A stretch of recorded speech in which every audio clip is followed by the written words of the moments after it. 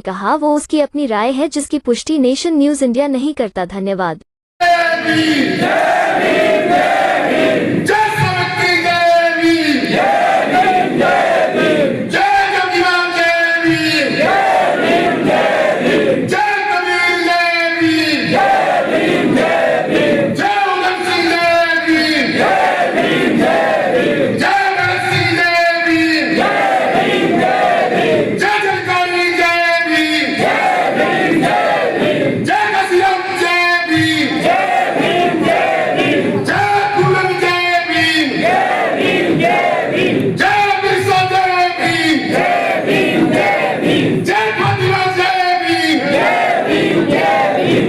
मित्रों, 370 से ज्यादा हमारे वे बहुजन नायक हैं जिन्होंने आजादी की इस लड़ाई में अपनी अहम भूमिका अदा की। लेकिन उन महापुरुषों ने आजादी की लड़ाई में अपने आहुति दी, लेकिन इतिहास लिखने वाले लोग कौन थे? आज उनका इतिहास में नाम नहीं है। और जब से बाबा साहब डॉक्टर अम्बेडकर ने अपना संविधान लिखा, संविधान लिखने के बाद सबसे पहले अपने 3 गुरुओं को नमन करते हुए तथागत भगवान बुद्ध, कबीर साहेब और ज्योतिबा फुले, माता सावित्रीबाई फुले, वो माता सावित्रीबाई फुले जहां यहाँ बहन बहुत कम मात्रा में है, जिनके लिए 1848 में उन्होंने विद्यालय खोले। न केवल विद्यालय खोले, शिक्षा की वो अलग जगाई। आज इतनी संख्या में यहाँ बैठे हुए हैं, ये माता सावित्रीबाई फुले की देन है, जो आज आप यहाँ शिक्षित लोग बैठे हुए हैं। यदि माता सावित्रीबाई फुले ने शिक्षा के लिए द्वार नहीं खोले होते, तो बाबा साहब डॉक्टर अम्बेडकर साइमन कमीशन को लेकर के यहाँ नहीं आते। गांधी जी जो है आंदोलन करने के लिए नहीं बैठते कि Simon commission go back, Simon commission go back. कोई नहीं चाहता था यहां शिक्षा मिले आपको, कोई भी वर्ग नहीं चाहता। लेकिन बाबा साहब ने जो गरीबी देखी, बाबा साहब का परिवार जानते हैं आप कौन था परिवार? कबीरपंथी परिवार था। साहेब के सबसे पहले रात में उठने के बाद कबीर वाणियां जो है उनके कानों में गूंजती थी। और भाटी जी रात के समय उनके पिता, उनके दादा, उनकी बहन, उनकी बुआ सब के सब बैठ करके कबीर साहब को याद करते थे।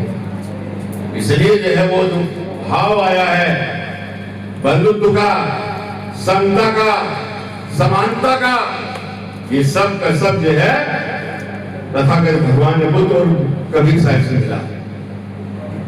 मेरी बहन, छोटी बहन पूनम पांडे जी, मुझे नहीं पता दिल्ली की कौन सी बैंक में है, तेजा जी,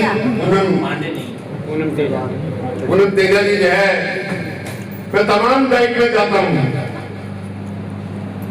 और अभी मैंने आपका सिलेबस भी बनाया है थर्ड जेंडर पर बैंक के लिए, अगर आपको याद हो। और मैंने पूरे भारत के विश्वविद्यालय का दौरा किया है। मैंने 786 विश्वविद्यालय का भाटी जी दौरा किया। 786 कम नहीं होते विश्वविद्यालय। इस देश के अंदर 1186 विश्वविद्यालय है। इसके अंदर 1186 विश्वविद्यालय में से 786 विश्वविद्यालयों का दौरा किया और 45,000 कॉलेज है इस देश के अंदर। उन्नति बता रही थी वो डाटा मैं भी बताऊंगा। राजकुमार भाटी जी जो है कई बार उस डाटा को बताते हैं कि कितने प्रोफेसर जो है ओबीसी के हैं और कितने एससी के, कितने एसटी के हैं। जब ये 783 विश्वविद्यालयों का डाटा मैंने जो है एक रिपोर्ट तैयार करके पार्लियामेंट के अंदर वो रखी गई और उसमें उस समय बता रहा हूं मैं 97 की बात, 75,000 प्रोफेसर लगे थे। उस 75,000 में 1% भी SC ST का नहीं था। ओबीसी को तो मान लीजिए है ही नहीं। ओबीसी का तो जो आरक्षण आया वो 2007 में आया और उसको लागू किया गया 2010 के अंदर, और उसके बाद 2010 से लेकर के पूरे भारतवर्ष में 2023 में जो है भारतीय जी दिल्ली विश्वविद्यालय और पूरे भारत के अंदर लागू किया गया। और कह रहे हैं आप ओबीसी जो जाग चुका है, 93 में मंडल कमीशन लागू हो गया। इतना लंबा समय क्यों लगा? 93 से लेके 2007 और 2007 के बाद 2010 में उसको लागू किया गया और विश्वविद्यालयों के अंदर 2023 में आज पूरे भारतवर्ष के अंदर 1183 विश्वविद्यालयों के अंदर डाटा उठा करके देख लीजिए, एक भी ओबीसी का प्रोफेसर नहीं है, एक भी एसोसिएट प्रोफेसर नहीं है। 25-30 है बाकी भी, लेकिन वो अपनी काबिलियत पर है, वो असिस्टेंट प्रोफेसर से एसोसिएट बने, एसोसिएट से प्रोफेसर बने। मेरे विश्वविद्यालय में भी है जहां मैं पढ़ाता हूं, लेकिन वो अपनी काबिलियत से आरक्षण की वजह से। एक तरफ आप कह रहे हैं कि आरक्षण, ये आरक्षण है कहां? और ईडब्ल्यूएस आरक्षण वो पूरा का पूरा कंप्लीट है। चाहे आप स्टूडेंट में देख लीजिए, आप कर्मचारी में देख लीजिए या टीचिंग में देख लीजिए, वो आरक्षण कंप्लीट है। लेकिन एससी एसटी ओबीसी का आरक्षण आज तक किसी ने नहीं भरा। अभी पूनम जी बात कर रही थी, पहले ये लोग कहते थे, जिस समय मैं दिल्ली विश्वविद्यालय में पहला अपॉइंटमेंट मेरा ही हुआ था, टॉपर स्टूडेंट था मैं, इसलिए लगा दिया गया उन्होंने। 3 दिन जो है इंटरव्यू प्रोसेस 3 दिन चला था और जब 3 दिन चलने के बाद जब नियुक्ति हुई, हालांकि 3 बार जो है इंटरव्यू हुए थे भर्ती की मेरे से। पहले ये लोग क्या कहते थे, SC ST candidates not available, और जब अवेलेबल होने लगे नॉट फाउंड सुटेबल। भाई हमने पूछा ये नॉट फाउंड सुटेबल का क्या पैमाना है? तो जो पूनम जी कह रही थी, हमारे विद्यार्थी, हमारे अभ्यर्थी बीए और एमए में 80% 90% अंक तो ले आएंगे, लेकिन जब इंटरव्यू होता है वो 30 नंबर का जो इंटरव्यू होता है उसमें 3 नंबर या 4 नंबर दिए जाते हैं। ये मैं नहीं कह रहा हूं, ये सारी तमाम रिपोर्ट कह रही है। मेरा अपना स्टूडेंट जो मेरे अंडर में गोल्ड मेडलिस्ट है, वो लड़का पीएचडी कर रहा है, तमाम पेपर है। जब वो कहीं साक्षात्कार के लिए जाता है तो ये कह दिया जाता है, अच्छा तुम टॉपर कैसे बने? तो उन्होंने कहा कि मुझे टॉपर बनाने वाले भी तो आप ही थे, और उसके बाद उनको नॉट फाउंड सुटेबल कर दिया जाता है। तो ये जो स्थितियां हैं आज इस देश के अंदर, आरक्षित कोटा अगर कहीं है, अगर पूरा कंप्लीट है तो आईएएस में कंप्लीट कोटा है, आईपीएस में कोटा कंप्लीट है, क्योंकि वहां वो लड़ने वाले हैं। लेकिन अभी डाटा आया है, 85 जो है सेक्रेटरी है, आपको तो बाकी आप तो प्रवक्ता है जी, आपको तो ये ज्यादा 85 प्रवक्ता, उसमें सेक्रेटरी में केवल 2 एससी के हैं, 1 एसटी का है और ओबीसी का 0% है। संसद में कितने ओबीसी के सांसद हैं? मैं उनकी चर्चा बाद में करूंगा, पहले मैं अपने भाइयों की चर्चा कर लूं। 131 सांसद है। 131 सांसदों में से पता नहीं क्या उनके मुंह में दही जमी हुई है क्या, चाहे वो किसी भी दल के हैं, जब आरक्षण की बारी आती है बोलने पर 2 या 4 ही सांसद खड़े होते हैं। उनके बाद में वो भी कम से कम ये नहीं कि यदि वो कोई बोल रहा है तो उसका समर्थन वो कर दे। जैसे आप यहाँ सेम कुछ बोल देते हैं या ताली बजा देते हैं, वो तो ताली भी नहीं बजाते ना आप कुछ बोलते हैं। तो जब उन सांसदों से जब मैं मिला, लगभग 131 सांसदों से मैंने ये तमाम रिपोर्ट आरक्षण संबंधित दी कि ये पार्लियामेंट के अंदर उठाइए, तो उनका जवाब था, भाटी जी सांसद मुझे आपने नहीं बनाया, पार्टियों ने बनाया है। हमने कहा पार्टी ने बनाया है, बाबा साहब के संविधान की वजह से तुम हो। यदि बाबा साहब का संविधान ना हो तो तुम सामान्य सीट से लड़ करके जीत लो, अगर तुम्हारी जमानत जब्त ना हो जाए तो इसी भाई में वो ये कहता है मैं बहुत ताकतवर हूं, मेरे पास पैसा भी, ये सब कुछ है। दलित समाज का कोई व्यक्ति अगर वो ये आरक्षण से इधर सीट वाली पर सीट लड़के दिखा दे, भाई की जमानत जब्त हो जाएगी। लेकिन इन लोगों के गले में तो पट्टा किसका डाला हुआ है? पार्टी का पट्टा है वो। और इस पार्टी का पट्टे के होने की वजह से वो आपकी बात नहीं करते, वो अपने दल की बात करते हैं। यदि वो आपकी बात करते, क्योंकि गांव का व्यक्ति होने के नाते मेरे भाई जो गांव से निकल करके दिल्ली जैसे महानगर में बहुत सारे प्रोफेसर बने, इंजीनियर बने, डॉक्टर बने, आईएएस बने, आईपीएस बने। कुछ को छोड़ करके मैं कह रहा हूं सभी एक जैसे नहीं है।